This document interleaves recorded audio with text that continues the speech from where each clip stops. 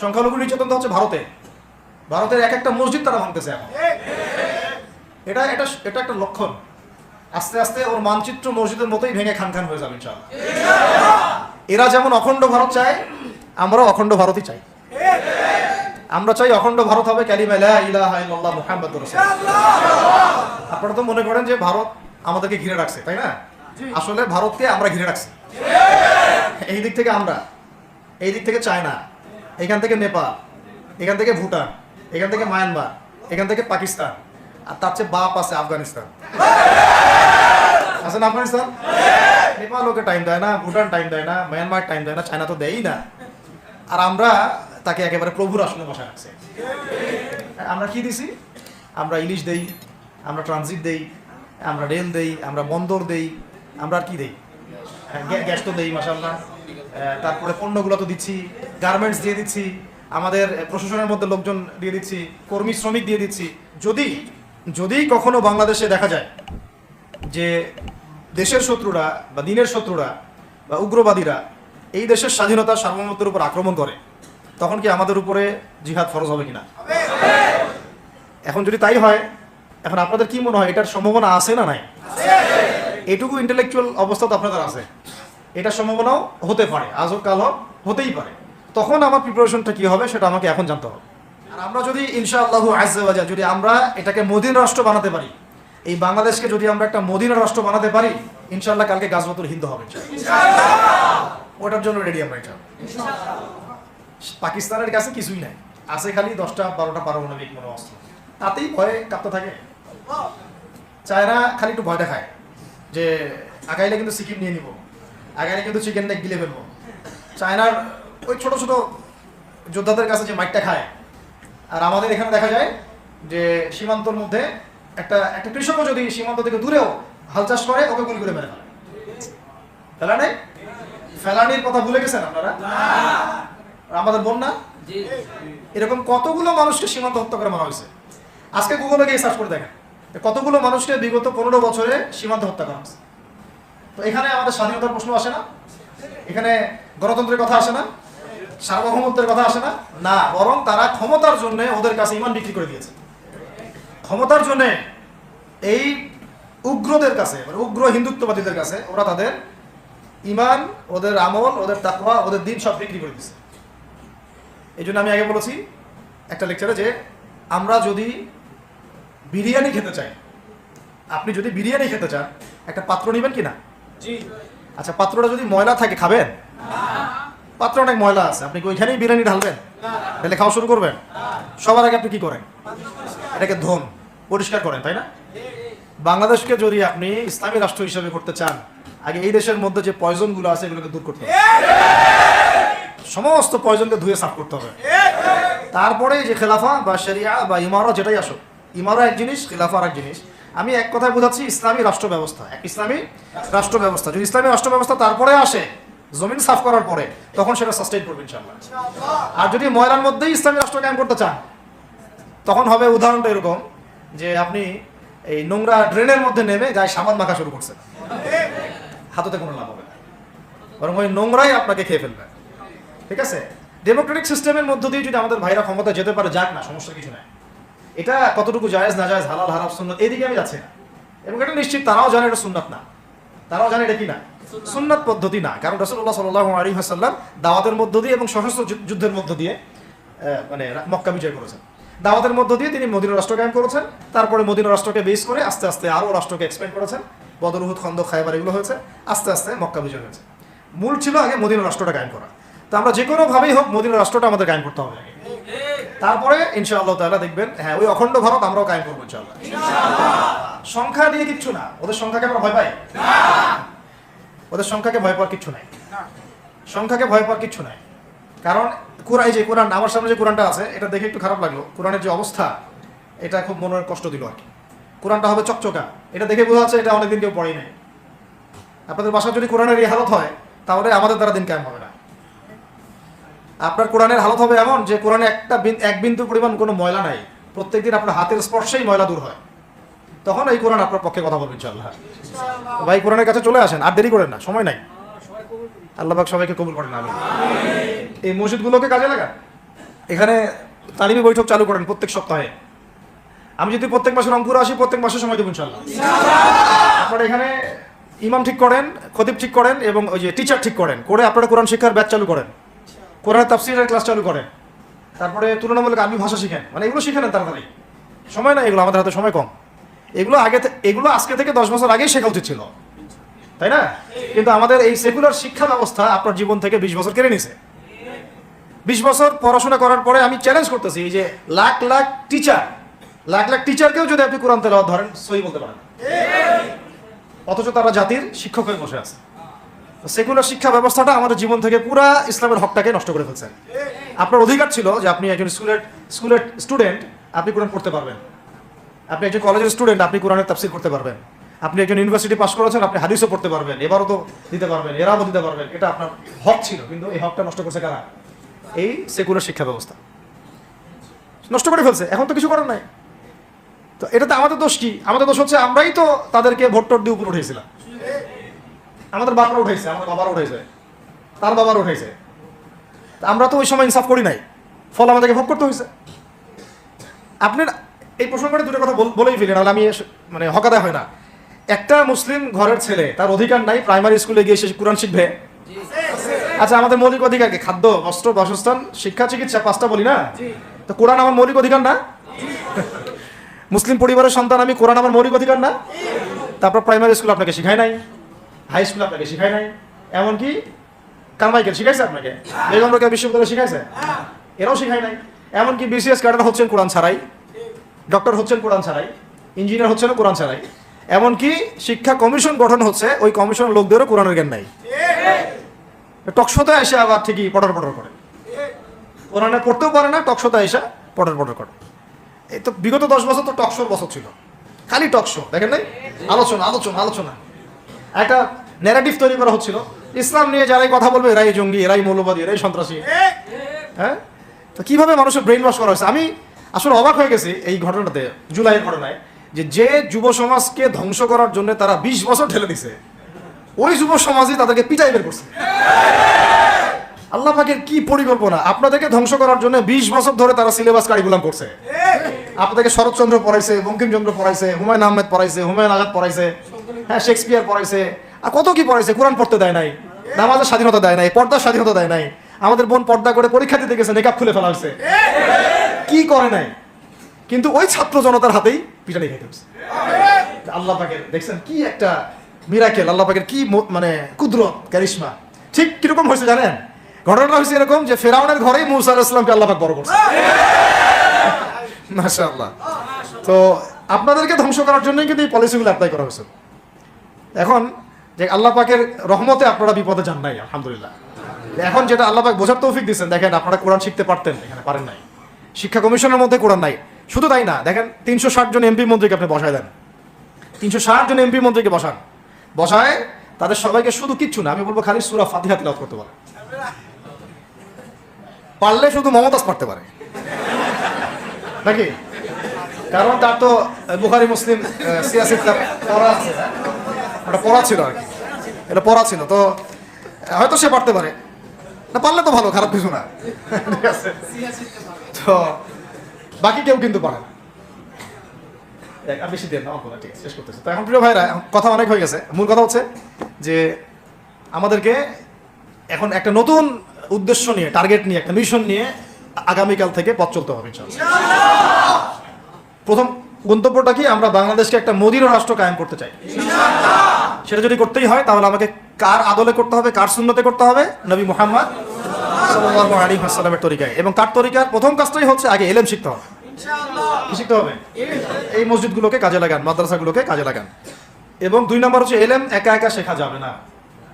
ইলম একা একা শেখা যাবে না। 20 বছর তো আপনি একা পড়াশোনা করেন নাই, প্রতিষ্ঠান ছিল, ওস্তাদ ছিল, তাই না? টিচার ছিল, আপনার একাডেমিক কারিকুলাম ছিল। ঠিক ওইরকমই দিনের ইলমও একা একা শেখা যাবে না, ওস্তাদ লাগবে।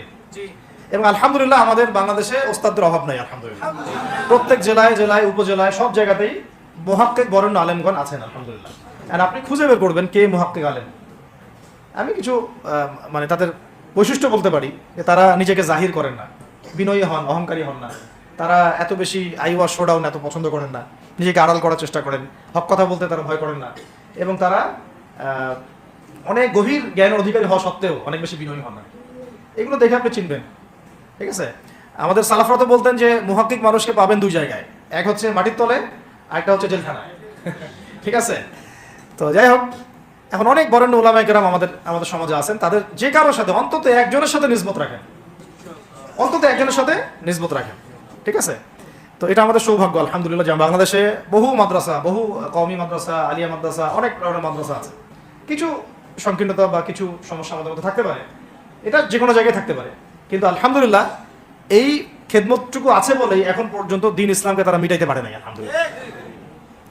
তো এলেম শিখবো 1 নাম্বার, 2 নাম্বার হচ্ছে এলেম মুহাক্কিক কোন আলেমের সোহবতে শিখবো, একা একা শিখবো না। 3 নাম্বার হচ্ছে যা শিখবো আমলে নিয়ে আসতে হবে। কি বললাম? যা শিখবো আমলে নিয়ে চলে আসতে হবে, ফেলে রাখা যাবে না। আল্লাহ আমাকে তৌফিক দেন, আপনাদের সবাইকে তৌফিক দান করেন। 4 নাম্বার সময় কাজে লাগাইতে হবে, সময় কাজে লাগাইতে হবে, কোনো অবস্থাতেই আর হেলায় ফেলায় সময় নষ্ট করবো না, আমিও করবো না ইনশাল্লাহ, আপনারা করবেন না ইনশাল্লাহ। 5 নাম্বার হচ্ছে নিজের প্রতিভাকে খুঁজে বের করবেন। সবাইকে আল্লাহ কিছু না কিছু প্রতিভা দিয়েছেন, প্রতিভা খুঁজে বের করে ইসলামের জন্য কাজে লাগাবেন। 6 নাম্বার হচ্ছে যাদের রিজিক হালাল তাদের তো আলহামদুলিল্লাহ কোনো সমস্যা নেই, যাদের হারাম রিজিক আজকে ছাড়তে হবে, কোনো সুদের সাথে সম্পৃক্ত থাকা যাবে না, কোনো ঘুষ, কোনো দুর্নীতি, কোনো মাপে কম দেওয়া, কোনো হারামে আমি খাবো না, আমি কোনো হারামের কাছে যাব না।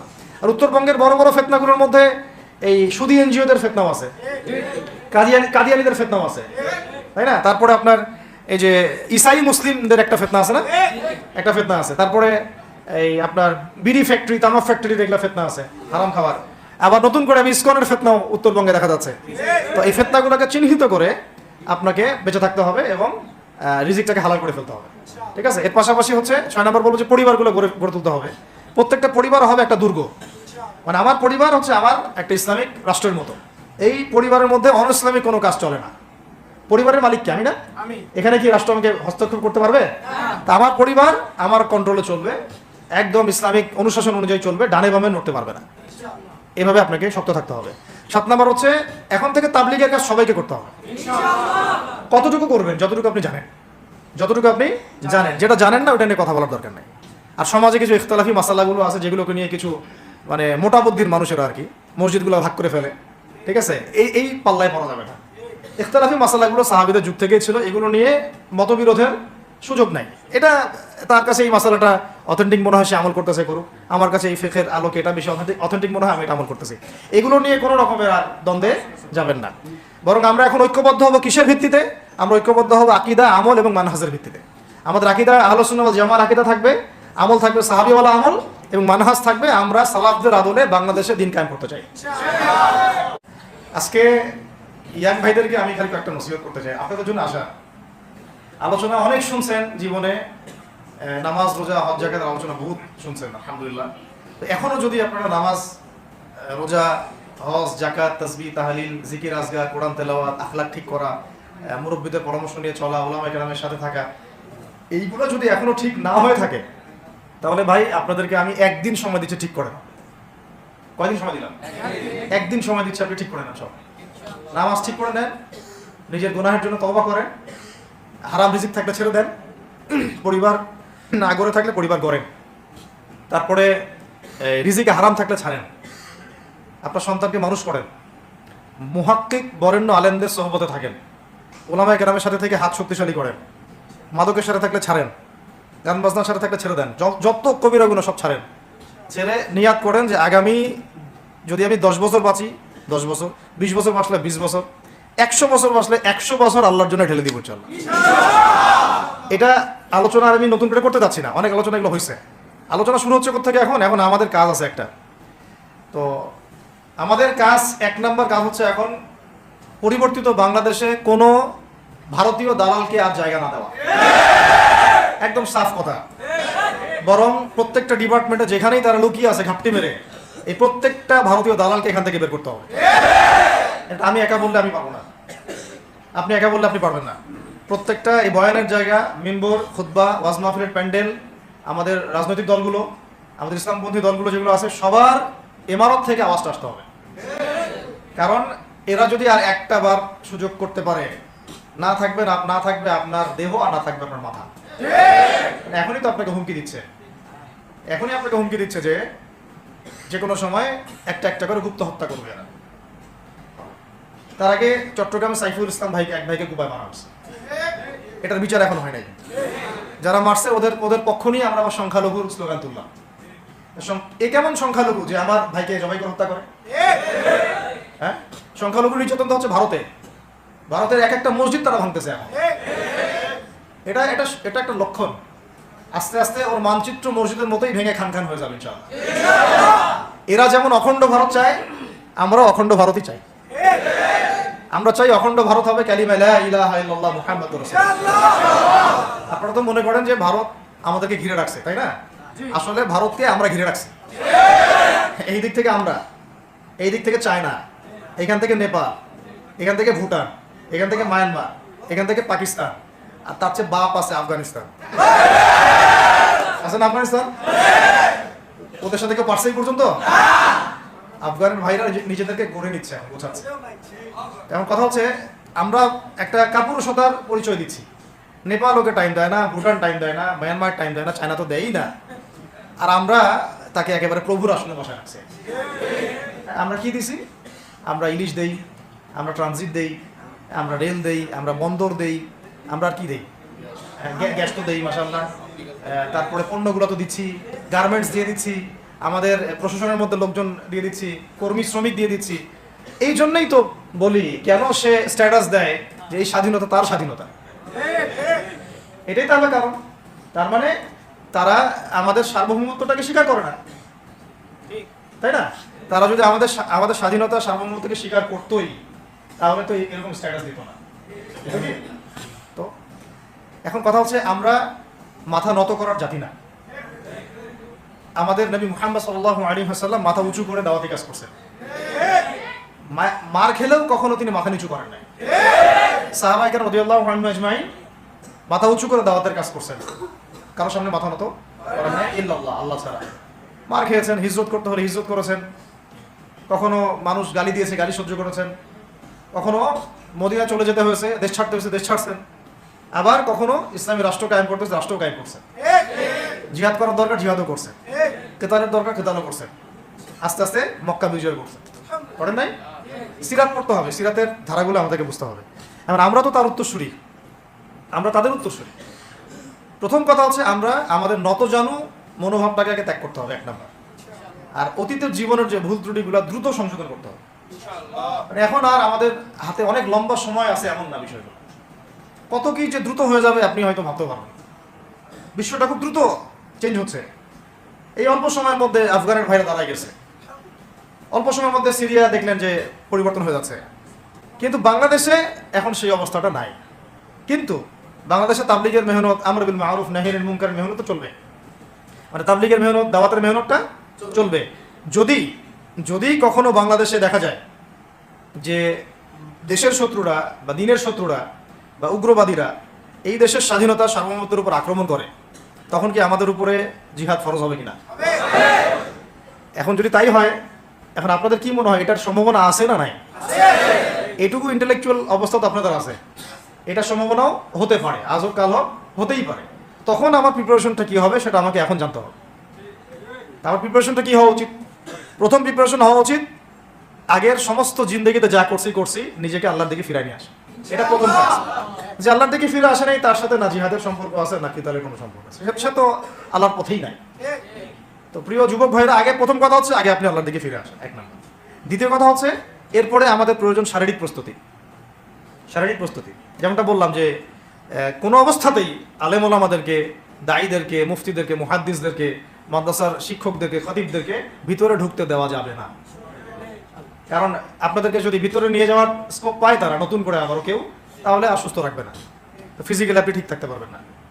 অতএব একটা সামাজিক প্রতিরোধ গড়ে তুলতে হবে সবসময়। মানে একটা এলাকার মধ্যে একজন আলেম আছেন, সেই আলেমকে এলাকা থেকে নিতে পারবে না, তাকে নেওয়ার আগে 100 জনের উপর গুলি চালাইতে হবে, এমন একটা মুভমেন্ট থাকতে হবে। প্রতিবাদ না করলে, আপনি বান্দরবনে যান, বান্দরবনের পাহাড়ি এলাকায় গিয়ে কোন একটা পাহাড়ি লোককে উঠাই নিয়ে আসেন, দেখি কত বড় সাহস আছে। আর্মি পর্যন্ত পারে না। কে পারে না? সেনাবাহিনী পারে না। পারে? পাহাড়িরা ওইখানে ঐক্যবদ্ধ হয়ে যায়, ওদের মহিলারা ঝাড়ু নিয়ে সামনে চলে আসে। এই আমাদের বান্দরবনের কথা বলতেছে। ওখানে যে কুকি চিং একটা ফ্রন্ট গঠন করছে সশস্ত্র বিদ্রোহীরা, ওই অংশটুকুকে নিয়ে একটা মাস্টার প্ল্যান আছে ওদের। ওই অংশটুকুতে তারা একটা খ্রিস্টান রাজ্য বা আলাদা একটা পাহাড়িদেরকে নিয়ে একটা রাষ্ট্র প্রতিষ্ঠা করতে চায়, এটা ওদের স্বপ্ন আর কি। এই উদ্দেশ্যে তারা হাঁটতেছে এবং তারা অস্ট্রেল ভাষায় কথা বলে। ওখানে তারা পতাকা বানাইছে, মানচিত্র বানাইছে, এমনকি লাস্ট টাইম আমরা ওখানে গিয়ে শুনলাম যে মুদ্রাও নাকি বানাচ্ছে। মুদ্রা বুঝতেছেন বিষয়টা কত ডিপ। আমাদের রাষ্ট্রে যে কত সমস্যা, আর জানি না যারা দায়িত্বে আছে তারা কি করতেছে, আসলে কোন দিকটা সামাল দিচ্ছে। অর্থনৈতিক দিকটা দেখবে না এই পাহাড়ি এলাকার সমস্যাগুলো মেটাবে, নাকি আমাদের মুসলিম উম্মার অভ্যন্তরীণ সমস্যাটা মেটাবে, না শহীদ ভাইদের খবর নিবে, না পঙ্গু ভাইরা যারা পড়ে আছে হাসপাতালে তাদের খবর নিবে? সিনেমা দেখতে বসে গেছে। কোন আক্কেলে সিনেমা দেখেন আপনি? সিনেমা দেখার সময় কোথায় আপনার? সিনেমা দেখার সময় কোথায়?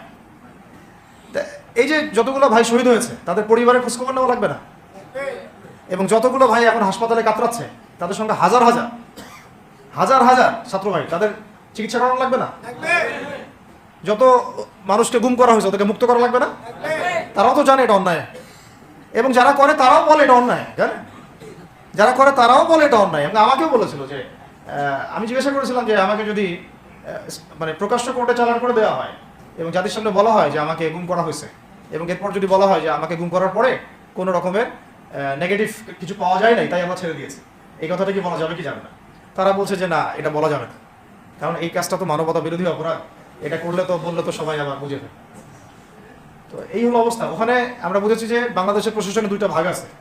একটা ভাগ হচ্ছে মারাত্মক রকমের ইসলাম প্রিয় এবং দেশপ্রেমিক, মাশাআল্লাহ, আমরা তাদেরকে স্যালুট জানাই, মাশাআল্লাহ।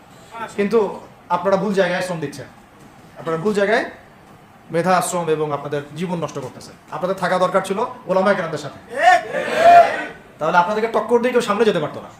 আপনারা খালিদ বিন ওয়ালিদ হতে পারতেন আমাদের, আপনারা কিন্তু ওমর ইবনে খাত্তাব হতে পারতেন। ওইখানে ঢুকে আপনারা শুধুমাত্র দুনিয়ার স্বার্থে সব নষ্ট করতেছেন। আমাদেরকে বলা হচ্ছে হুজুর বদদোয়া করিয়েন না, হুজুর ছেড়ে দিচ্ছেন, আমাদেরকে বদদোয়া দিয়েন না আবার বের হয়ে। আমাদের চাকরিটা, ডিউটি এটা। এক ভাই আমাকে কোরআন এনে দিয়েছিল, নির্জনতা তো, ওখানে নির্জনতার সঙ্গে হচ্ছে কোরআন এবং নামাজ। তো এক ভাই দেখেছে আমি একটু নির্জন, মন খারাপ বসে আছে, একটা কোরআন নিয়ে এসে দিয়েছে, হুজুর কোরআন পড়েন আপনি, মন ভালো। আরেকজন এসে কোরআন নিয়ে চলে গেছে। কোরআন পড়ে ওখানে যদি আপনি আবার উল্টাপাল্টা কিছু করেন, ওদের নিয়ম নাই কোরআন দেওয়ার কি নাই, নিয়ম নাই। তো এই হলো অবস্থা। কথা হচ্ছে যে এই ভাইদেরকে মুক্ত করাও তো তাদের কাজ ছিল। যে ওলামায়ে কেরামদের একজনের উপরে 3টা 4টা 5টা 10টা করে মামলা এখনো ঝুলতেছে, তাদেরকে মুক্ত করা উচিত ছিল না? আর এই পুরো জুলুমের পিছনে যত জালেম ইনভলভ ছিল তাদেরকে আইডেন্টিফাই করে ভিতরে ঢোকানো উচিত ছিল না? হয়েছে সবকিছু? তো এই জিনিসগুলোর মধ্যে অনেক গ্যাপস আছে। এগুলো যদি এভাবে চলতে থাকে তাহলে আগামীতে আমরা যারা ইসলামিক রাজনীতি করবো বলে চিন্তা করতেছি বা ইসলামকে রাষ্ট্র ক্ষমতায় নিতে চাই, আমরাও কিন্তু বেগ পাবো, ভালো রকমের বেগ পাইতে হবে। আর বিগত সময় আমরা অনেক ভুল করছি, যেমন মন খারাপ করেন না এগুলো, আমরা ভুল করছি এই যে আমরা সেকুলারদেরকে অনেক বিশ্বাস করে ফেলছি, ওদের সাথে জোট করতে গেছি, ঠিক আছে, ওদেরকে আমরা ভাই বোন করার চেষ্টা করছি। আসলে এদের সাথে কাফেরদের সাথে কোনো পার্থক্য নেই। সেকুলারিজমে যারা আছে আর কুফার যারা, এদের মধ্যে কোনো পার্থক্য নেই। ওই কালিমা পড়া না পড়ার পার্থক্য তো, বাকি আপনার পিঠে ছুরি এরাও মারবে ওরাও মারবে। আমাদের টার্গেট হচ্ছে এখন একটা ইসলামপন্থী সরকারকে রাষ্ট্র ক্ষমতায় নিয়ে যাওয়া, এটা আমাদের এখন প্রধান টার্গেট। এখন আমাদের এজেন্ডা স্পষ্ট, কোনো গোপন এজেন্ডা নাই আমাদের। কি নাই? কোনো গোপন এজেন্ডা নেই। আমরা চাই বাংলাদেশে এখন একটা ইসলামপন্থী রাষ্ট্র ব্যবস্থা গড়ে উঠুক, ইসলামপন্থী সরকার শাসন ক্ষমতায় আসুক। এটার জন্য আপনাদের সবার ভূমিকা আছে। কেউ কথা দিয়ে ভূমিকা রাখবেন, কেউ লিখবেন, কেউ বলবেন, কেউ যেভাবে হোক আপনাকে ভূমিকা তো রাখতেই হবে। কারো বসে থাকার সুযোগ নেই এখন। আর এই রাষ্ট্রটাকে ইসলামিক রাষ্ট্র হিসেবে গড়ার দায়িত্ব এখন সবার কাঁধে আসছে। আমরা আমাদের জায়গা থেকে বলতেছি, বাকি কাজ কিন্তু আপনাদেরকে করতে হবে। আল্লাহ পাক করার তৌফিক দান করেন। আর ইসলামপন্থী ভাইদের আপোষের যে দূরত্ব, এটা কমে ফেলতে হবে। এই দূরত্ব রাখা যাবে না। ইখতিলাফ আছে থাক, যদি আকীদাগত মৌলিক কোনো পার্থক্য না থাকে, আমরা তো ভাই ভাই নাকি? আমাদের চেয়ে কি মানে সেকুলার আমাদের বেশি বড় ভাই? আমাদের চেয়ে কি ওই যে নাস্তিক মুরতাদের আমাদের বড় ভাই? কমিউনিজমে যারা আছে ওরা আমাদের বড় ভাই? এই গণতন্ত্রপন্থী যারা একবারে কট্টর, ওরা আমাদের তিনি ভাই নাকি? আমাদের তো ভাই, সোজা কথা হচ্ছে ইন্নামাল মুমিনুনা ইখওয়া, ইন্নামাল মুমিনুনা, মুমিন যারা মুমিন ভাই, মুমিনে কি ভাই, খালাস। আল মুসলিম ওয়া আখুল মুসলিম, মুসলিমের ভাই কি মুসলিম, খালাস, এইটুক। মুসলিম আমার ভাই, মুসলিম আমার ভাই। এখন যারা এদেশের রাষ্ট্র ক্ষমতা ইসলামকে চায় না তারা আমাদের ভাই না। সে যে কোনো নামে আসুক, এক্স ওয়াই জেড, দেখার দরকার নেই। এক্স নামে আসুক, ওয়াই নামে আসুক, জেড নামে আসুক, যারা রাষ্ট্র ব্যবস্থা ইসলামকে চায় না তারা আমার ভাই না। সোজা কথা। এবং রাষ্ট্র ব্যবস্থা ইসলাম চায় যে ভাইরা আমাদের, ওই ভাইদেরকে একসাথে থাকতে হবে। আল্লাহর কসম করে বলতেছি, ইনশাআল্লাহ যদি এই ভাইরা আমরা একসাথে থাকতে পারি, এর সাথে আমরা দায়ীরা, তালেবে ইলমরা এবং আপনারা তো যুব সমাজ আছেন, আমাদেরকে টক্কর দিয়ে বাংলাদেশের রাষ্ট্র ক্ষমতায় কেউ যাইতে পারবে না ইনশাআল্লাহ। সবাইকে ভূমিকা রাখতে হবে। এখন অন্যান্য আলোচনা চেয়ে আলোচনাটাই বেশি দরকার। অন্য আলোচনা অনেক শুনছেন জীবনে। এখন বাংলাদেশে দরকার একটা ইসলামপন্থী রাষ্ট্র ব্যবস্থা, এর বাইরে কোনো আলাপ নাই। এখন এটা প্রতিষ্ঠা করার জন্য কি করতে হবে সেটা ফিকির করেন। তো কি করতে হবে বলেন? প্রথম কথা হচ্ছে আমাদেরকে আগে বৈশ্বিক জালেমদেরকে চিহ্নিত করতে হবে। পুরো বিশ্বে কারা জালেম, এটা কি চিন্তা করা বাকি আছে? এই কথা বলতে যে ভয় পায় তার তো নবীর ওয়ারিস হওয়ার দাবি করা উচিত না। ঠিক আছে, ঠিক আছে। এখন যে সম্ভাবনা শেষ হয়ে গেছে এমন না। এখন সবাই প্রতিবাদের ভাষায় কথা বলতে পারে। একটা রেভলিউশন ঘটানোর মতো সিচুয়েশন বাংলাদেশে আছে। অন্তত পক্ষে আমাদের ভাইদের মধ্যে আমরা দেখেছি, ছাত্র ভাইদের মধ্যে সাহস তো মাশাআল্লাহ অবশ্যই আছে, ডেডিকেশন আছে, জীবন দেওয়ার মানসিকতা আছে। তাদেরকে খালি নার্সিং করতে হবে, জীবনটা যেন ভুল পথে না যায়। এখন আবু সাঈদের রক্তের উপর দাঁড়ায় যদি কোনো সেকুলার ক্ষমতায় আসে, তাহলে এটা আবু সাঈদের রক্তের সাথে গাদ্দারি হচ্ছে। এই মুগ্ধদের রক্তের উপর সিঁড়ি বানায় যদি কোনো জাতীয়তাবাদীরা আর ওই সেই গণতন্ত্রপন্থীরা, ওই ইসলামের দুশ্মনরা, ওই ভারতের দালালরাই যদি ক্ষমতায় আসে, তাহলে এটা ওদের রক্তের সাথে গাদ্দারি হচ্ছে। এই গাদ্দারি মাফ হবে না। এইটা পলাশির যুদ্ধের চেয়ে বড় মির্জাফরি হয়েছে, এটা ৭১-এর চেয়ে বড় রাজাকারী হয়েছে। আপনারা বলেন যে দেখেন, ভালো করে বুঝেন, গুম হয়েছে এক শ্রেণী, আমার কথা মন খারাপ করে না, এক শ্রেণী গুম হয়ে গেছে, এক শ্রেণী ক্রসফায়ার, এক শ্রেণীর সামনা চত্বরে রক্ত দিছে, তাই নাই? এক শ্রেণী ওলামায়ে কেরাম মামলা নিয়ে ঘুরে বেড়াচ্ছে মাথার উপরে, এক শ্রেণীর ছাত্র ভাইরা রাস্তায় শহীদ হলো, আর এক শ্রেণীর ছাত্র ভাইরা পঙ্গু হয়ে হাসপাতালে বেডে পড়ে আছে। ক্ষমতায় গেছে কারা? নতুন এক শ্রেণী। হ্যাঁ, এবং ওখানে এমন কিছু মানুষ আছে যাদের সাথে আন্দোলনের কোনো সম্পর্ক ছিল না, সম্পূর্ণ উড়ে এসে ডুবে বসছে তারা। তাহলে এখানে ইসলামিক রাজনৈতিক দলগুলোকে সামনে রাখা যেত, তাদের থেকে তো উপদেষ্টা একটাও নেয় নাই। জামাত ইসলাম থেকে একটা উপদেষ্টা নিছে কিনা? হেফাজত ইসলাম থেকে কোনো উপদেষ্টা নিছে কিনা? আমাদের চরমনায় থেকে একটা উপদেষ্টা নিছে কিনা? বলেন। তার মানে রাষ্ট্র গঠনে আমাদের কোনো ভূমিকা নাই। আমাদেরকে বুঝাইছে যে আপনারা পরে আসে ইলেকশন দিব, তখন আপনারা ইলেকশন লড়েন।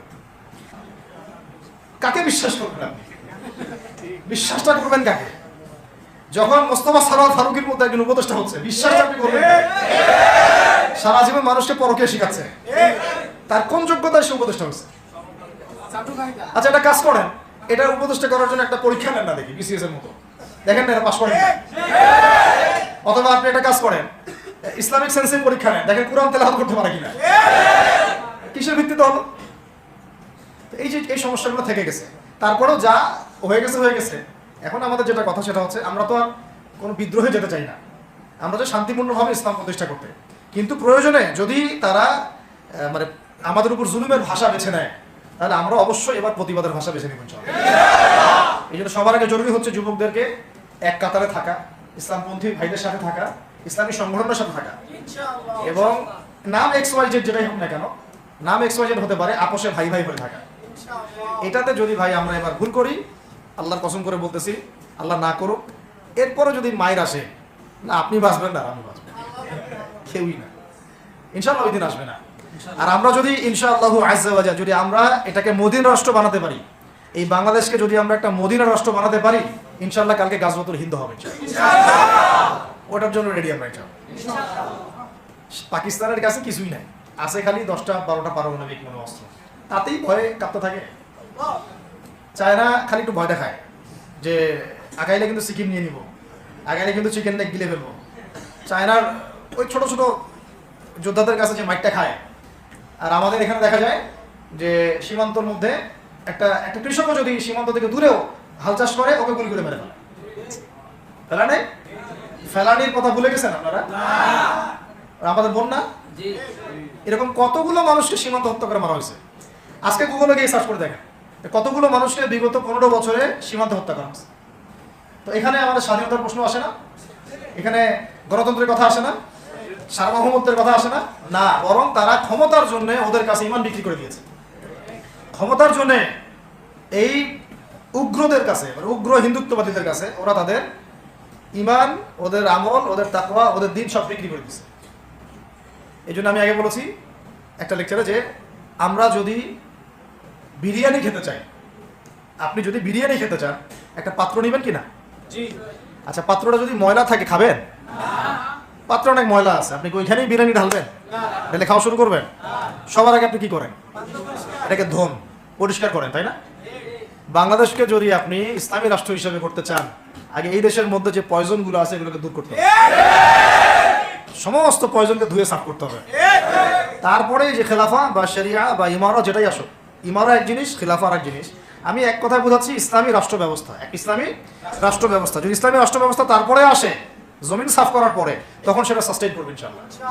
আর যদি ময়লার মধ্যেই ইসলামী রাষ্ট্র কায়েম করতে চান, তখন হবে উদাহরণটা এরকম যে আপনি এই নোংরা ড্রেনের মধ্যে নেমে গায়ে সাবান মাখা শুরু করছেন, হাততে কোনো লাভ হবে না, বরং ওই নোংরাই আপনাকে খেয়ে ফেলবে।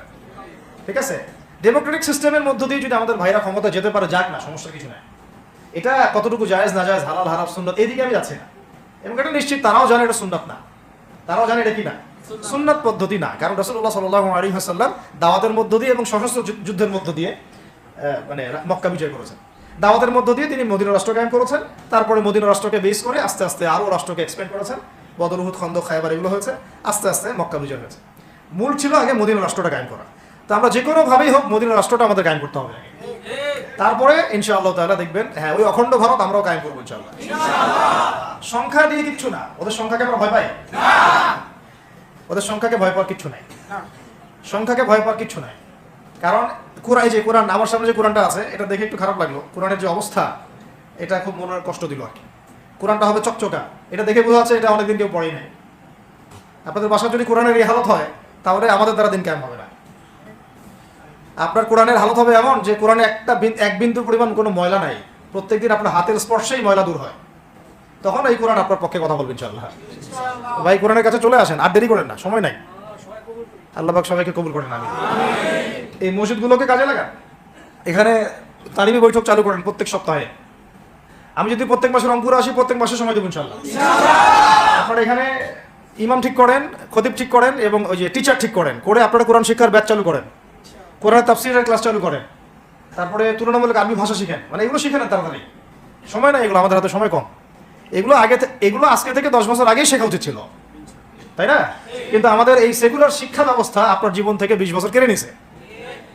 20 বছর পড়াশোনা করার পরে আমি চ্যালেঞ্জ করতেছি যে লাখ লাখ টিচারকেও যদি আপনি কোরআন তেলাওয়াত ধরেন, সহি বলতে পারেন, অথচ তারা জাতির শিক্ষক হয়ে বসে আছে। সেকুলার শিক্ষা ব্যবস্থাটা আমাদের জীবন থেকে পুরা ইসলামের হকটাকে নষ্ট করে ফেলছে। আপনার অধিকার ছিল যে আপনি একজন স্কুলের স্টুডেন্ট, আপনি কোরআন পড়তে পারবেন। আপনি একজন কলেজের স্টুডেন্ট, আপনি কোরআনের তাফসীর করতে পারবেন। আপনি একজন ইউনিভার্সিটি পাস করেছেন, আপনি হাদিসও পড়তে পারবেন, এবারও তো দিতে পারবেন, এরাও দিতে পারবেন। এটা আপনার হক ছিল, কিন্তু এই হকটা নষ্ট করছে কারা?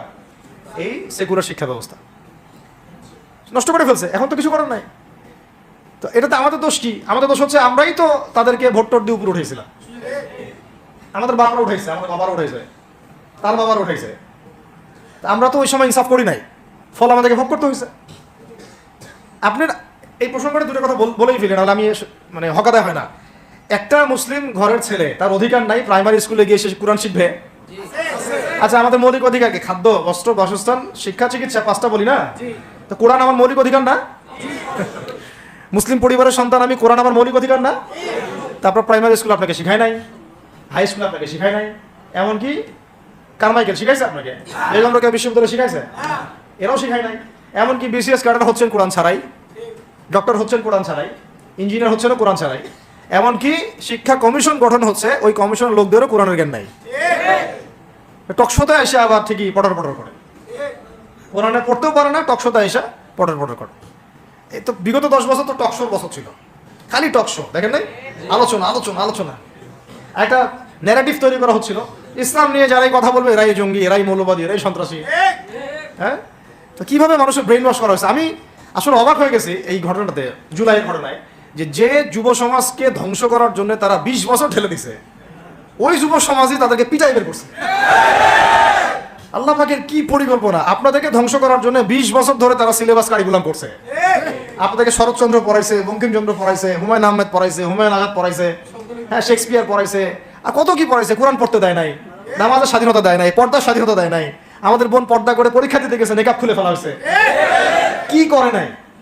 কিন্তু ওই ছাত্র জনতার হাতেই পিটানি খাইতে হয়েছে। আল্লাহ পাকের দেখছেন কি একটা মিরাকেল, আল্লাহ পাকের কি মানে কুদরত, কারিশমা। ঠিক কিরকম হয়েছে জানেন? ঘটনাটা হয়েছে এরকম যে ফেরাউনের ঘরেই মুসা আলাইহিস সালামকে আল্লাহ পাক বড় করছে। মাশাআল্লাহ। তো আপনাদেরকে ধ্বংস করার জন্যই কিন্তু এই পলিসিগুলো অ্যাপ্লাই করা হয়েছে। এখন যে আল্লাহ পাকের রহমতে আপনারা বিপদে যান নাই, আলহামদুলিল্লাহ। এখন যেটা আল্লাহ পাক বোঝার তৌফিক দিচ্ছেন, দেখেন আপনারা কোরআন শিখতে পারতেন, এখানে পারেন নাই।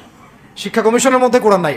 শুধু তাই না, দেখেন 360 জন এমপি মন্ত্রীকে আপনি বসায় দেন, 360 জন এমপি মন্ত্রীকে বসায় তাদের সবাইকে শুধু কিচ্ছু না, আমি বলবো খালি সূরা ফাতিহা তিলাওয়াত করতে পারে, পারলে শুধু মমতাজ পড়তে পারে নাকি? কারণ তার তো বুখারী মুসলিম সিয়াসি পড়া আছে, এটা পড়া ছিল আর কি, এটা পড়া ছিল, তো হয়তো সে পারতে পারে না, পারলে তো ভালো, খারাপ কিছু না, ঠিক আছে। তো বাকি কেউ কিন্তু পারে না। বেশি দেন না, অল্প না, ঠিক আছে, শেষ করতেছে। তো এখন প্রিয় ভাইরা, কথা অনেক হয়ে গেছে। মূল কথা হচ্ছে যে আমাদেরকে এখন একটা নতুন উদ্দেশ্য নিয়ে, টার্গেট নিয়ে, একটা মিশন নিয়ে আগামীকাল থেকে পথ চলতে হবে ইনশাআল্লাহ। প্রথম গন্তব্যটা কি? আমরা বাংলাদেশকে একটা মদিনা রাষ্ট্র কায়েম করতে চাই। সেটা যদি করতেই হয় তাহলে আমাকে কার আদলে করতে হবে, কার সুন্নতে করতে হবে? নবী মুহাম্মদ সাল্লাল্লাহু আলাইহি ওয়াসাল্লামের তরিকায়। এবং কার তরিকার প্রথম কাজটাই হচ্ছে আগে ইলম শিখতে হবে। কি শিখতে হবে? এই মসজিদগুলোকে কাজে লাগান, মাদ্রাসাগুলোকে কাজে লাগান। এবং 2 নম্বর হচ্ছে ইলম একা একা শেখা যাবে না। ইলম একা একা শেখা যাবে না। 20 বছর তো আপনি একা পড়াশোনা করেন নাই, প্রতিষ্ঠান ছিল, ওস্তাদ ছিল, তাই না? টিচার ছিল, আপনার একাডেমিক কারিকুলাম ছিল, ঠিক ওইরকমই দিনের ইলমও একা একা শেখা যাবে না, ওস্তাদ লাগবে। এবং আলহামদুলিল্লাহ আমাদের বাংলাদেশে ওস্তাদের অভাব নাই, আলহামদুলিল্লাহ। প্রত্যেক জেলায় জেলায় উপজেলায় সব জায়গাতেই মুহাক্কিক বরেণ্য আলেমগণ আছেন, আলহামদুলিল্লাহ। আর আপনি খুঁজে বের করবেন কে মুহাক্কিক আলেম। আমি কিছু মানে তাদের বৈশিষ্ট্য বলতে পারি যে তারা নিজেকে জাহির করেন না, বিনয়ী হন, অহংকারী হন না, তারা এত বেশি আইওয়া শোডাউন এত পছন্দ করেন না, নিজেকে আড়াল করার চেষ্টা করেন, হক কথা বলতে তারা ভয় করেন না, এবং তারা অনেক গভীর জ্ঞানের অধিকারী হওয়া সত্ত্বেও অনেক বেশি বিনয়ী হন না। এগুলো দেখে আপনি চিনবেন, ঠিক আছে? আমাদের সালাফরা তো বলতেন যে মুহাক্কিক মানুষকে পাবেন 2 জায়গায়, এক হচ্ছে মাটির তলে, আর একটা হচ্ছে জেলখানায়, ঠিক আছে? তো যাই হোক, এখন অনেক বরেণ্য উলামায়ে কেরাম আমাদের সমাজে আছেন, তাদের যে কারোর সাথে অন্তত একজনের সাথে নিসবত রাখেন, অন্তত একজনের সাথে নিসবত রাখেন, ঠিক আছে? তো এটা আমাদের সৌভাগ্য, আলহামদুলিল্লাহ, যে বাংলাদেশে বহু মাদ্রাসা, বহু কওমি মাদ্রাসা, আলিয়া মাদ্রাসা, অনেক ধরনের মাদ্রাসা আছে। কিছু সংকীর্ণতা বা কিছু সমস্যা আমাদের মধ্যে থাকতে পারে, এটা যে কোনো জায়গায় থাকতে পারে, কিন্তু আলহামদুলিল্লাহ এই খেদমতটুকু আছে বলেই এখন পর্যন্ত দ্বীন ইসলামকে তারা মিটাইতে পারে নাই, আলহামদুলিল্লাহ। তো ইলম শিখবো 1 নাম্বার, 2 নাম্বার হচ্ছে ইলম মুহাক্কিক কোন আলেমের সোহবতে শিখবো, একা একা শিখবো না। 3 নাম্বার হচ্ছে যা শিখবো আমলে নিয়ে আসতে হবে। কি বললাম? যা শিখবো আমলে নিয়ে চলে আসতে হবে, ফেলে রাখা যাবে না। আল্লাহ আমাকে তৌফিক দেন, আপনাদের সবাইকে তৌফিক দান করেন। 4 নাম্বার সময় কাজে লাগাইতে হবে, সময় কাজে লাগাইতে হবে। কোনো অবস্থাতেই আর হেলায় ফেলায় সময় নষ্ট করবো না, আমিও করবো না ইনশাল্লাহ, আপনারা করবেন না ইনশাল্লাহ। 5 নাম্বার হচ্ছে নিজের প্রতিভাকে খুঁজে বের করবেন। সবাইকে আল্লাহ কিছু না কিছু প্রতিভা দিয়েছেন, প্রতিভা খুঁজে বের করে ইসলামের জন্য কাজে লাগাবেন। 6 নাম্বার হচ্ছে যাদের রিজিক হালাল তাদের তো আলহামদুলিল্লাহ কোনো সমস্যা নেই, যাদের হারাম রিজিক আজকে ছাড়তে হবে। কোনো সুদের সাথে সম্পৃক্ত থাকা যাবে না, কোনো ঘুষ, কোনো দুর্নীতি, কোনো মাপে কম দেওয়া, কোনো হারামে আমি খাবো না, আমি কোনো হারামের কাছে যাব না। আর উত্তরবঙ্গের বড় বড় ফেতনাগুলোর মধ্যে এই সুদী এনজিওদের ফেতনাও আছে, কাদিয়ানিদের ফেতনাও আছে, তাই না? তারপরে আপনার এই যে ইসাই মুসলিমদের একটা ফেতনা আছে না, একটা ফেতনা আছে। তারপরে এই আপনার বিড়ি ফ্যাক্টরি, তামাক ফ্যাক্টরি, দেখলে ফেতনা আছে হারাম খাওয়ার। আবার নতুন করে আমি ইসকনের ফেতনাও উত্তরবঙ্গে দেখা যাচ্ছে। তো এই ফেতনাগুলোকে চিহ্নিত করে আপনাকে বেঁচে থাকতে হবে এবং রিজিকটাকে হালাল করে ফেলতে হবে, ঠিক আছে? এর পাশাপাশি হচ্ছে 6 নম্বর বলবো যে পরিবারগুলো গড়ে তুলতে হবে। প্রত্যেকটা পরিবার হবে একটা দুর্গ, মানে আমার পরিবার হচ্ছে আমার একটা ইসলামিক রাষ্ট্রের মতো। এই পরিবারের মধ্যে অন ইসলামিক কোনো কাজ চলে না। পরিবারের মালিক কি? আমি না? এখানে কি রাষ্ট্র আমাকে হস্তক্ষেপ করতে পারবে? তা আমার পরিবার আমার কন্ট্রোলে চলবে, একদম ইসলামিক অনুশাসন অনুযায়ী চলবে, ডানে বামে নড়তে পারবে না। এভাবে আপনাকে শক্ত থাকতে হবে। 7 নম্বর হচ্ছে এখন থেকে তাবলীগের কাজ সবাইকে করতে হবে। কতটুকু করবেন? যতটুকু আপনি জানেন, যতটুকু আপনি জানেন। যেটা জানেন না ওটা নিয়ে কথা বলার দরকার নেই। আর সমাজে কিছু ইখতলাফি মাসালাগুলো আছে যেগুলোকে নিয়ে কিছু মানে মোটা বুদ্ধির মানুষেরা আর কি মসজিদগুলো ভাগ করে ফেলে, ঠিক আছে, এই পাল্লায় পড়া যাবে না। ইখতলাফি মাসালাগুলো সাহাবীদের যুগ থেকেই ছিল, এগুলো নিয়ে মতবিরোধের সুযোগ নাই। এটা তার কাছে এই মাসালাটা অথেন্টিক মনে হয়, সে আমল করতেছে করুক। আমার কাছে এই ফিকহের আলোকে এটা বেশি অথেন্টিক মনে হয়, আমি এটা আমল করতেছি। এগুলো নিয়ে কোনো রকমের আর দ্বন্দ্বে যাবেন না। বরং আমরা এখন ঐক্যবদ্ধ হব কিসের ভিত্তিতে? আমরা ঐক্যবদ্ধ হব আকীদা, আমল এবং মানহাজের ভিত্তিতে। আমাদের আকীদা আহলুস সুন্নাহ ওয়াল জামাআর আকীদা থাকবে, আমল থাকবে সাহাবীওয়ালা আমল, এবং মানহাজ থাকবে আমরা সালাফদের আদলে বাংলাদেশে দিন কায়েম করতে চাই। খালাস। আর যারা দিন কায়েমের কথা বলবে না ওদের সাথে আমার ঐক্য হবে না। কি হবে? দিন কায়েমের কোনো ফিকির নাই, তার সাথে আমার ঐক্য হবে কিভাবে? তার ফিকির আছে শুধু মসজিদ নিয়ে আর অন্য কিছু নিয়ে, তার দল নিয়ে বা তার মানে আরো তো আছে অনেক কিছু আর কি, এগুলো নিয়ে। তো ওইগুলো বাদ দিলাম। এই আমর বিল মারুফের কাজ সবাইকে করতে হবে, এবং একই সাথে সবাইকে এখন থেকে প্রতিবাদী হতে হবে, অন্যায়ে নিষেধ করতে হবে। এলাকায় অন্যায় হতে দিবেন না আপনারা। এলাকার মধ্যে জুয়া খেলবে কেন? আপনারা প্রতিবাদী হবে। এখানে গাঁজা খাবে কেন? আপনি প্রতিবাদী হবেন। মাদকের আকারা হবে কেন? আপনারা প্রতিবাদ করবেন। এখন তো আপনি পুলিশ প্রশাসনের অপেক্ষায় বসে থাকার সময় নাই তো এখন আপনার। একজন নেককার মুত্তাকি পরহেজগার মানুষ প্রত্যেকটা এলাকায় থাকা দরকার। আপনাদের মধ্যে একটা জামা বা কমিউনিটি থাকা দরকার, মানে একটা অ্যাসোসিয়েশন থাকা দরকার, যারা ওই এলাকাকে সংস্কারের কাজ করবে চান। অথবা বৃহত্তর সংগঠন যেগুলো আছে বাংলাদেশে, তাদের অঙ্গ সংগঠন হিসেবে আপনারা কাজ করতে পারেন। আল্লাহ পাক তৌফিক দান করেন। মানে একটা চেইন অফ কমান্ড গড়ে তুলতে হবে দেশব্যাপী। এটা আমরা অলরেডি আছে, এবং নতুন করেও যদি কেউ চায় যে আমি কিছু অ্যাসোসিয়েশন করবো যেটা আমর বিল মারুফের কাজ করবে, নাহিয়ানিল মুনকারের কাজ করবে, তাহলে এটা করতে পারেন ইনশাআল্লাহ। আর এর সাথে আমি বলবো যে আমাদের জান, মাল, সময়, শ্রম, কয়টা কথা বললাম? জান, মাল, সময় এবং শ্রম। জান, আমাদের মাল, আমাদের সময়, আমাদের শ্রম, এই চারটা জিনিসকে আল্লাহর জন্য ওয়াকফ করে দিতে হবে। দুনিয়াতে মুসাফির আমরা, দুনিয়াতে কি আমরা মুসাফির। আমাদেরকে পাঠানোই হয়েছে আল্লাহর ইবাদত করার জন্য। এবং শুধু একাই ইবাদত করবো কেন? আমি কি স্বার্থপর? আমার পরিবারটাও করতে হবে। এবং শুধু পরিবার কেন করবো? আমার সমাজটাও করতে হবে, আমার রাষ্ট্রটাকেও করতে হবে। কারণ রাষ্ট্রীয় কাঠামোতে ইসলাম না থাকলে আমি সমাজ চেঞ্জ করতে পারবো না। সহজ কথা, সব কথা কিন্তু ওই গোড়াতে গিয়ে ঠেকতেছে। কারণ রাষ্ট্র ব্যবস্থায় যদি ইসলাম না যায়, রাজনীতির মধ্যে ইসলাম যদি না যায়, এবং একটা ইসলামিক শরিয়া ভিত্তিক বা ইমারা ভিত্তিক রাষ্ট্র যদি কায়েম না হয়, এই শব্দগুলো হয়তো তারা বুঝে না। মানে ইসলামী একটা রাষ্ট্র ব্যবস্থার কাঠামো যদি না থাকে, তাহলে আপনি ব্যাংকিং সিস্টেমকে সংস্কার করতে পারবেন না, সুদের মধ্যে সংস্কার আনতে পারবেন না, শুধু এনজিওর বিরুদ্ধে আপনি কোনো পদক্ষেপ নিতে পারবেন না, আপনি সমাজের এই যে ফাসাদ, নোংরামি, এগুলো বন্ধ করতে পারবেন না, আপনি এই যে কাদিয়ানি মতবাদের বিরুদ্ধে কিছু করতে পারবেন না, ওদের অর্থনৈতিক দানা আপনি কাটতে পারবেন না, ওদের পলিটিক্যাল সাপোর্ট আপনি কাটতে পারবেন না। তারপরে ওই জায়গায় ইসলাম না গেলে এই সাংস্কৃতিক আগ্রাসনগুলো কাটাতে পারবেন না। পাশের প্রতিবেশী রাষ্ট্রদের যে আগ্রাসী ভূমিকা, এগুলোর ব্যাপারে আপনি কোনো পদক্ষেপ নিতে পারবেন না। তাই ওই জায়গা পর্যন্ত যদি না যেতে পারি আমরা, তাহলে কথাগুলো শুধু বলাই হবে, কোনো বাস্তবায়ন হবে না। অতএব আমাদের মূল কাজ একটা, এখন ওই উপরের লেভেলে ইসলামকে নিয়ে যাওয়া। এই কাজগুলোর মধ্য দিয়ে আমরা ইসলামকে নিয়ে যাবো ইনশাআল্লাহ তাআলা। আর সর্বোপরি আসন্ন সময়গুলোতে যখন ওলামায়ে কেরাম, আমাদের বরেণ্য আলেমগণ, আমাদের বরেণ্য ওস্তাদগণ, এবং আমাদের তুল্লাবরা, আমাদের জামাআগুলো, আমাদের ইমারাগুলো, এবং আমাদের ইসলামী সংগঠনগুলো, তারা যখন মাঠে থাকবে, তখন তাদেরকে একা ছেড়ে দেওয়া যাবে না। মই দিয়ে গাছে উঠায় মই টানা যাবে না। শাপলা চত্বরে এই কাজটা করছেন আপনারা, কিন্তু শাপলাতে কিন্তু এই কাজটা হয়েছে। ওখানে কিন্তু এতগুলো ভাইয়ের ওখানে শহীদ হওয়ার কথা ছিল না, এত সহজ ছিল না বিষয়টা। কিন্তু কিছু ভাই ছিল ওখানে, আমাদের সাথে প্রতারণা করেছে, মই দিয়ে আমাদের কিন্তু মই টেনে নিছে, আমাদেরকে উপরে উঠে গেছে। এরপর থেকে তো কত জেল, কত জুলুম, কত মামলা মোকদ্দমা, কত গুম হয়ে গেল। শাপলার পর থেকে হিসাব করেন তো।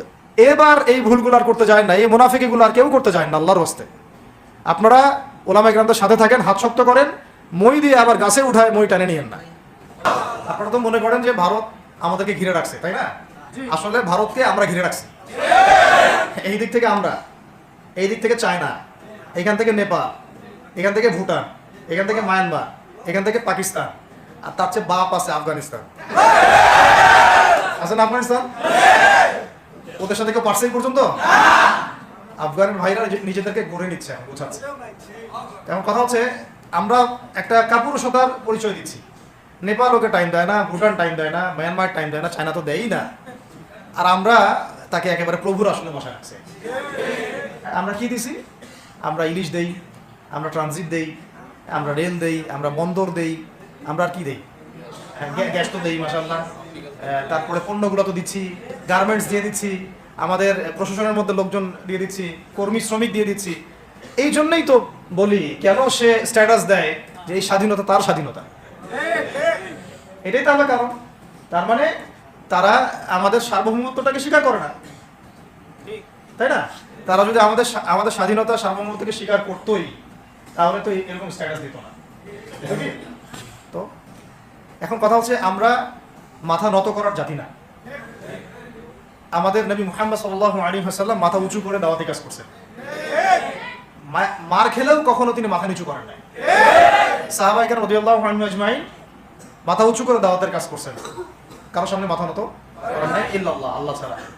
মার খেয়েছেন, হিজরত করতে হলে হিজরত করেছেন, কখনো মানুষ গালি দিয়েছে, গালি সহ্য করেছেন, কখনো মদিনা চলে যেতে হয়েছে, দেশ ছাড়তে হয়েছে, দেশ ছাড়ছেন, আবার কখনো ইসলামী রাষ্ট্র কায়েম করতে হয়েছে, রাষ্ট্র কায়েম করছেন। জিহাদ করার দরকার জিহাদও করছে, কেতালের দরকার কেতালও করছে, আস্তে আস্তে মক্কা বিজয় করছে, করেন নাই? সিরাত পড়তে হবে, সিরাতের ধারাগুলো আমাদেরকে বুঝতে হবে। এখন আমরা তো তার উত্তরসূরি, আমরা তাদের উত্তরসূরি। প্রথম কথা হচ্ছে আমরা আমাদের নতজানু মনোভাবটাকে আগে ত্যাগ করতে হবে, এক নাম্বার। আর অতীতের জীবনের যে ভুল ত্রুটিগুলো দ্রুত সংশোধন করতে হবে। মানে এখন আর আমাদের হাতে অনেক লম্বা সময় আছে এমন না বিষয়গুলো। কত কি যে দ্রুত হয়ে যাবে আপনি হয়তো ভাবতে পারবেন। বিশ্বটা খুব দ্রুত চেঞ্জ হচ্ছে। এই অল্প সময়ের মধ্যে আফগানের ভাইরা দাঁড়াই গেছে, অল্প সময়ের মধ্যে সিরিয়া দেখলেন যে পরিবর্তন হয়ে যাচ্ছে। কিন্তু বাংলাদেশে এখন সেই অবস্থাটা নাই। কিন্তু বাংলাদেশে তাবলিগের মেহনত, আমর বিল মারুফ নাহি আনিল মুনকারের মেহনত তো চলবে, মানে তাবলিগের মেহনত, দাওয়াতের মেহনতটা চলবে। যদি যদি কখনো বাংলাদেশে দেখা যায় যে দেশের শত্রুরা বা দিনের শত্রুরা বা উগ্রবাদীরা এই দেশের স্বাধীনতা সার্বভৌমত্বের উপর আক্রমণ করে, তখন কি আমাদের উপরে জিহাদ ফরজ হবে কিনা? এখন যদি তাই হয়, এখন আপনাদের কি মনে হয় এটার সম্ভাবনা আছে না নাই? এটুকু ইন্টেলেকচুয়াল অবস্থা তো আপনাদের আছে, এটার সম্ভাবনাও হতে পারে, আজ হোক কাল হোক, হতেই পারে। তখন আমার প্রিপারেশনটা কি হবে সেটা আমাকে এখন জানতে হবে। আমার প্রিপারেশনটা কি হওয়া উচিত?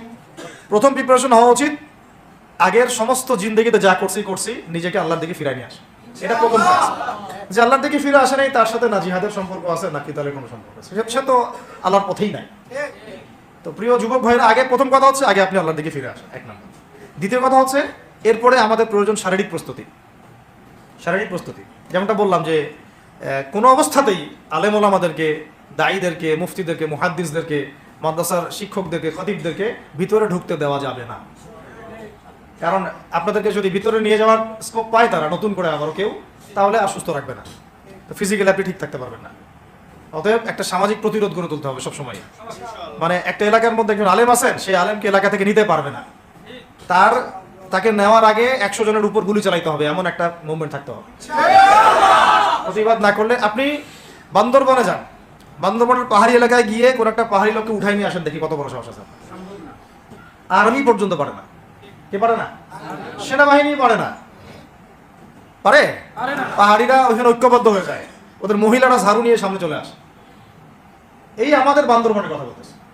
ওখানে যে কুকিচিং একটা ফ্রন্ট গঠন করছে সশস্ত্র বিদ্রোহীরা, ওই অংশটুকুকে নিয়ে একটা মাস্টার প্ল্যান আছে ওদের। ওই অংশটুকুতে তারা একটা খ্রিস্টান রাজ্য বা আলাদা একটা পাহাড়িদেরকে নিয়ে একটা রাষ্ট্র প্রতিষ্ঠা করতে চায়। এটা ওদের স্বপ্ন আর কি। এই উদ্দেশ্যে তারা হাঁটতেছে এবং তারা অস্ট্রেল ভাষায় কথা বলে। ওখানে তারা পতাকা বানাইছে, মানচিত্র বানাইছে, এমনকি লাস্ট টাইম আমরা ওখানে গিয়ে শুনলাম যে মুদ্রাও নাকি বানাচ্ছে। মুদ্রা বুঝতেছেন বিষয়টা কত ডিপ? আমাদের রাষ্ট্রে যে কত সমস্যা, আর জানি না যারা দায়িত্বে আছে তারা কি করতেছে, আসলে কোন দিকটা সামাল দিচ্ছে।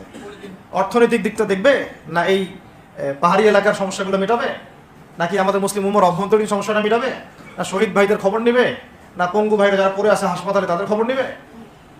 সিনেমা দেখতে বসে গেছে। কোন আক্কেলে সিনেমা দেখেন আপনি?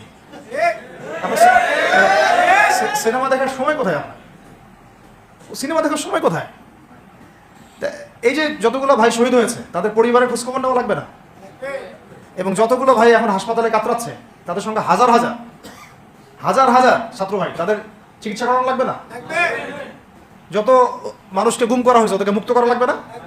তারাও তো জানে এটা অন্যায়, এবং যারা করে তারাও বলে এটা অন্যায়। জানেন, যারা করে তারাও বলে এটা অন্যায়। এবং আমাকেও বলেছিল যে আমি জিজ্ঞাসা করেছিলাম যে আমাকে যদি মানে প্রকাশ্য কোর্টে চালান করে দেওয়া হয় এবং যাদের সামনে বলা হয় যে আমাকে গুম করা হয়েছে, এবং এরপর যদি বলা হয় যে আমাকে গুম করার পরে কোনো রকমের নেগেটিভ কিছু পাওয়া যায় নাই তাই আমরা ছেড়ে দিয়েছি, এই কথাটা কি বলা যাবে কি যাবে না?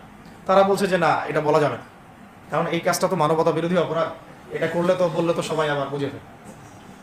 তো এই হলো অবস্থা। ওখানে আমরা বুঝেছি যে বাংলাদেশের প্রশাসনে দুইটা ভাগ আছে। একটা ভাগ হচ্ছে মারাত্মক রকমের ইসলাম প্রিয় এবং দেশপ্রেমিক, মাশাআল্লাহ, আমরা তাদেরকে স্যালুট জানাই, মাশাআল্লাহ। কিন্তু আপনারা ভুল জায়গায় শ্রম দিচ্ছেন, আপনারা ভুল জায়গায় মেধা আশ্রম এবং আপনাদের জীবন নষ্ট করতেছেন। আপনাদের থাকা দরকার ছিল ওলামায়ে কেরামদের সাথে, তাহলে আপনাদেরকে টক্কর দিয়ে কেউ সামনে যেতে পারতো না। আপনারা খালিদ বিন ওয়ালিদ হতে পারতেন আমাদের, আপনারা কিন্তু ওমর ইবনে খাত্তাব হতে পারতেন। ওইখানে ঢুকে আপনারা শুধুমাত্র দুনিয়ার স্বার্থে সব নষ্ট করতেছেন। আমাদেরকে বলা হচ্ছে হুজুর বদদোয়া করিয়েন না, হুজুর ছেড়ে দিচ্ছেন, আমাদেরকে বদদোয়া দিয়েন না আবার বের হয়ে। আমাদের চাকরিটা ডিউটি এটা। এক ভাই আমাকে কোরআন এনে দিয়েছিল, নির্জনতা তো ওখানে, নির্জনতার সঙ্গে হচ্ছে কোরআন, কোরআন এবং নামাজ। তো এক ভাই দেখেছে আমি একটু নির্জন, মন খারাপ বসে আছে, একটা কোরআন নিয়ে এসে দিয়েছে, হুজুর কোরআন পড়েন আপনি, মন ভালো হবে। আরেকজন এসে কোরআন নিয়ে চলে গেছে। কোরআন পড়ে ওখানে যদি আপনি আবার উল্টাপাল্টা কিছু করেন, ওদের নিয়ম নাই কোরআন দেওয়া, কোরআন দেওয়ার কি নাই, নিয়ম নাই। তো এই হলো অবস্থা। কথা হচ্ছে যে এই ভাইদেরকে মুক্ত করাও তো তাদের কাজ ছিল। যে ওলামায়ে কেরামদের একজনের উপরে 3টা 4টা 5টা 10টা করে মামলা এখনো ঝুলতেছে, তাদেরকে মুক্ত করা উচিত ছিল না? আর এই পুরো জুলুমের পিছনে যত জালেম ইনভলভ ছিল তাদেরকে আইডেন্টিফাই করে ভিতরে ঢুকানো উচিত ছিল না? হয়েছে সবকিছু? তো এই জিনিসগুলোর মধ্যে অনেক গ্যাপস আছে। এইগুলো যদি এভাবে চলতে থাকে তাহলে আগামীতে আমরা যারা ইসলামিক রাজনীতি করবো বলে চিন্তা করতেছি বা ইসলামকে রাষ্ট্র ক্ষমতা নিতে চাই, আমরাও কিন্তু বেগ পাবো, ভালো রকমের বেগ পাইতে হবে। আর বিগত সময় আমরা অনেক ভুল করছি, যেমন মন খারাপ করেন না, এগুলো আমরা ভুল করছি। এই যে আমরা সেকুলারদেরকে অনেক বিশ্বাস করে ফেলছি, ওদের সাথে জোট করতে গেছি, ঠিক আছে, ওদেরকে আমরা ভাই বোন করার চেষ্টা করছি। আসলে এদের সাথে কাফেরদের সাথে কোনো পার্থক্য নেই। সেকুলারিজমে যারা আছে আর কুফার যারা, এদের মধ্যে কোনো পার্থক্য নেই। ওই কালিমা পড়া না পড়ার পার্থক্য তো, বাকি আপনার পিঠে ছুরি এরাও মারবে ওরাও মারবে। আমাদের টার্গেট হচ্ছে এখন একটা ইসলামপন্থী সরকারকে রাষ্ট্র ক্ষমতায় নিয়ে যাওয়া, এটা আমাদের একটা প্রধান টার্গেট। এখন আমাদের এজেন্ডা স্পষ্ট, কোনো গোপন এজেন্ডা নাই আমাদের। কি নাই? কোনো গোপন এজেন্ডা নেই। আমরা চাই বাংলাদেশে এখন একটা ইসলামপন্থী রাষ্ট্র ব্যবস্থা গড়ে উঠুক, ইসলামপন্থী সরকার শাসন ক্ষমতায় আসুক। এটার জন্য আপনাদের সবার ভূমিকা আছে। কেউ কথা দিয়ে ভূমিকা রাখবেন, কেউ লিখবেন, কেউ বলবেন, কেউ যেভাবে হোক আপনাকে ভূমিকা তো রাখতেই হবে। কারো বসে থাকার সুযোগ নেই এখন আর। এই রাষ্ট্রটাকে ইসলামিক রাষ্ট্র হিসেবে গড়ার দায়িত্ব এখন সবার কাঁধে আসছে। আমরা আমাদের জায়গা থেকে বলতেছি, বাকি কাজ কিন্তু আপনাদেরকে করতে হবে। আল্লাহ পাক করার তৌফিক দান করেন। আর ইসলামপন্থী ভাইদের আপোষের যে দূরত্ব, এটা কমায় ফেলতে হবে। এই দূরত্ব রাখা যাবে না। ইখতিলাফ আছে থাক, যদি আকীদাগত মৌলিক কোনো পার্থক্য না থাকে, আমরা তো ভাই ভাই নাকি? আমাদের চেয়ে কি মানে সেকুলার আমাদের বেশি বড় ভাই? আমাদের চেয়ে কি যে নাস্তিক মুরতাদ আমাদের বড় ভাই? কমিউনিজমে যারা আছে ওরা আমাদের বড় ভাই? এই গণতন্ত্রপন্থী যারা একবারে কট্টর, ওরা আমাদের তিনি ভাই নাকি? আমাদের তো ভাই, সোজা কথা হচ্ছে ইন্নামাল মুমিনুনা ইখওয়া, ইন্নামাল মুমিনুনা, মুমিন যারা মুমিন ভাই, মুমিনে কি ভাই, খালাস। আল মুসলিম ওয়া আখুল মুসলিম, মুসলিমের ভাই কি মুসলিম, খালাস, এইটুক। মুসলিম আমার ভাই, মুসলিম আমার ভাই। এখন যারা এদেশের রাষ্ট্র ক্ষমতা ইসলামকে চায় না, তারা আমাদের ভাই না। সে যে কোনো নামে আসুক, এক্স ওয়াই জেড, দেখার দরকার। এক্স নামে আসুক, ওয়াই নামে আসুক, জেড নামে আসুক, যারা রাষ্ট্র ব্যবস্থা ইসলামকে চায় না তারা আমার ভাই না। সোজা কথা। এবং রাষ্ট্র ব্যবস্থা ইসলাম চায় যে ভাইরা আমাদের, ওই ভাইদেরকে একসাথে থাকতে হবে। আল্লাহর কসম করে বলতেছি, ইনশাআল্লাহ যদি এই ভাইরা আমরা একসাথে থাকতে পারি, এর সাথে আমরা দায়ীরা, তালেবে ইলমরা এবং আপনারা তো যুব সমাজ আছেন, আমাদেরকে টক্কর দিয়ে বাংলাদেশের রাষ্ট্র ক্ষমতায় কেউ যাইতে পারবে না, ইনশাআল্লাহ। সবাইকে ভূমিকা রাখতে হবে। এখন অন্যান্য আলোচনা আছে, এই আলোচনাটাই বেশি দরকার। বরং আমরা এখন ঐক্যবদ্ধ হব কিসের ভিত্তিতে? আমরা ঐক্যবদ্ধ হব আকীদা, আমল এবং মানহাজের ভিত্তিতে। আমাদের আকীদা আহলুস সুন্নাহ ওয়াল জামাআর আকীদা থাকবে, আমল থাকবে সাহাবীওয়ালা আমল, এবং মানহাজ থাকবে আমরা সালাফদের আদলে বাংলাদেশে দিন কায়েম করতে চাই। খালাস। আর যারা দিন কায়েমের কথা বলবে না, ওদের সাথে আমার ঐক্য হবে না। কি হবে? দিন কায়েমের কোনো ফিকির নাই, তার সাথে আমার ঐক্য হবে কিভাবে? তার ফিকির আছে শুধু মসজিদ নিয়ে আর অন্য কিছু নিয়ে, তার দল নিয়ে বা তার মানে আরো তো আছে অনেক কিছু আর কি, এইগুলো নিয়ে। তো ওইগুলো বাদ দিলাম। এই আমর বিল মারুফের কাজ সবাইকে করতে হবে, এবং একই সাথে সবাইকে এখন থেকে প্রতিবাদী হতে হবে, অন্যায়ে নিষেধ করতে হবে। এলাকায় অন্যায় হতে দিবেন না আপনারা। এলাকার মধ্যে জুয়া খেলবে কেন? আপনারা প্রতিবাদী হবে। এখানে গাঁজা খাবে কেন? আপনি প্রতিবাদী হবেন। মাদকের আকারা হবে কেন? আপনারা প্রতিবাদ করবেন। এখন তো আপনি পুলিশ প্রশাসনের অপেক্ষায় বসে থাকার সময় নাই তো এখন আপনার। একজন নেককার, মুত্তাকি, পরহেজগার মানুষ প্রত্যেকটা এলাকায় থাকা দরকার। আপনাদের মধ্যে একটা জামা বা কমিউনিটি থাকা দরকার, মানে একটা অ্যাসোসিয়েশন থাকা দরকার, যারা ওই এলাকাকে সংস্কারের কাজ করবেন চান। অথবা বৃহত্তর সংগঠন যেগুলো আছে বাংলাদেশে, তাদের অঙ্গ সংগঠন হিসেবে আপনারা কাজ করতে পারেন। আল্লাহ পাক তৌফিক দান করেন। মানে একটা চেইন অফ কমান্ড গড়ে তুলতে হবে দেশব্যাপী। এটা আমরা অলরেডি আছে, এবং নতুন করেও যদি কেউ চায় যে আমি কিছু অ্যাসোসিয়েশন করবো যেটা আমরা বিল মারুফের কাজ করবে, নেহির মুনকারের কাজ করবে, তাহলে এটাও করতে পারে ইনশাআল্লাহ। আর এর সাথে আমি বলবো যে আমাদের জান, মাল, সময়, শ্রম, কয়টা কথা বললাম? জান, মাল, সময় এবং শ্রম। জান, আমাদের মাল, আমাদের সময়, আমাদের শ্রম, এই চারটা জিনিসকে আল্লাহর জন্য ওয়াকফ করে দিতে হবে। দুনিয়াতে মুসাফির আমরা, দুনিয়াতে কি আমরা মুসাফির। আমাদেরকে পাঠানোই হয়েছে আল্লাহর ইবাদত করার জন্য। এবং শুধু একাই ইবাদত করবো কেন? আমি কি স্বার্থপর? আমার পরিবারটাও করতে হবে। এবং শুধু পরিবার কেন করবো? আমার সমাজটাও করতে হবে, আমার রাষ্ট্রটাকেও করতে হবে। কারণ রাষ্ট্রীয় কাঠামোতে ইসলাম না থাকলে আমি সমাজ চেঞ্জ করতে পারবো না। সহজ কথা, সব কথা কিন্তু ওই গোড়াতে গিয়ে ঠেকতেছে। কারণ রাষ্ট্র ব্যবস্থা যদি ইসলাম না যায়, রাজনীতির মধ্যে ইসলাম যদি না যায়, এবং একটা ইসলামিক শরিয়া ভিত্তিক বা ইমারা ভিত্তিক রাষ্ট্র যদি কায়েম না হয়, এই শব্দগুলো হয়তো তারা বুঝে না। মানে ইসলামী একটা রাষ্ট্র ব্যবস্থার কাঠামো যদি না থাকে, তাহলে আপনি ব্যাংকিং সিস্টেমকে সংস্কার করতে পারবেন না, সুদের মধ্যে সংস্কার আনতে পারবেন না, শুধু এনজিওর বিরুদ্ধে আপনি কোনো পদক্ষেপ নিতে পারবেন না, আপনি সমাজের এই যে ফাসাদ, নোংরামি, এগুলো বন্ধ করতে পারবেন না, আপনি এই যে কাদিয়ানি মতবাদের বিরুদ্ধে কিছু করতে পারবেন না, ওদের অর্থনৈতিক দানা আপনি কাটতে পারবেন না, ওদের পলিটিক্যাল সাপোর্ট আপনি কাটতে পারবেন না। তারপরে ওই জায়গায় ইসলাম না গেলে এই সাংস্কৃতিক আগ্রাসনগুলো কাটাতে পারবেন না। পাশের প্রতিবেশী রাষ্ট্রদের যে আগ্রাসী ভূমিকা, এগুলোর ব্যাপারে আপনি কোনো পদক্ষেপ নিতে পারবেন না। তাই ওই জায়গায় পর্যন্ত যদি না যেতে পারি আমরা, তাহলে কথাগুলো শুধু বলাই হবে, কোনো বাস্তবায়ন হবে না। অতএব আমাদের মূল কাজ একটা, এখন ওই উপরের লেভেলে ইসলামকে নিয়ে যাওয়া। এই কাজগুলোর মধ্য দিয়ে আমরা ইসলামকে নিয়ে যাবো ইনশাআল্লাহ তাআলা। আর সর্বোপরি আসন্ন সময়গুলোতে যখন ওলামায়ে কেরাম, আমাদের বরেণ্য আলেমগণ, আমাদের বরেণ্য ওস্তাদগণ এবং আমাদের তুল্লাবরা, আমাদের জামাআগুলো, আমাদের ইমারাগুলো এবং আমাদের ইসলামী সংগঠনগুলো, তারা যখন মাঠে থাকবে, তখন তাদেরকে একা ছেড়ে দেওয়া যাবে না। মই দিয়ে গাছে উঠায় মই টানা যাবে না। শাপলা চত্বরে এই কাজটা করছেন আপনারা, কিন্তু শাপলাতে কিন্তু এই কাজটা হয়েছে। ওখানে কিন্তু এতগুলো ভাইয়ের ওখানে শহীদ হওয়ার কথা ছিল না, এত সহজ ছিল না বিষয়টা। কিন্তু কিছু ভাই ছিল ওখানে, আমাদের সাথে প্রতারণা করেছে, মই দিয়ে আমাদের কিন্তু মই টেনে নিছে, আমাদেরকে উপর উঠে দিছে। এরপর থেকে তো কত জেল, কত জুলুম, কত মামলা মোকদ্দমা, কত গুম হয়ে গেল শাপলার পর থেকে, হিসাব করেন তো। এবার এই ভুলগুলো আর করতে যায় না, এই মুনাফিকিগুলো আর কেউ করতে যায় না আল্লাহর হস্তে। আপনারা ওলামায়ে কেরামদের সাথে থাকেন, হাত শক্ত করেন, মই দিয়ে আবার গাছে উঠায় মই টানে নিয়েন না। আমি কি বুঝতে পারছি? বুঝতে পারি না। অর্থাৎ ওলামায়ে কেরামগণ যখন মাঠে থাকবেন, ইসলামী সংগঠনগুলো যখন মাঠে থাকবে, আপনাদেরকে আমরা পাশে চাই, পাশে পাবো তো ইনশাআল্লাহ। আল্লাহ পাক যেন আমাদের সবার এই আওয়াজকে কবুল করেন।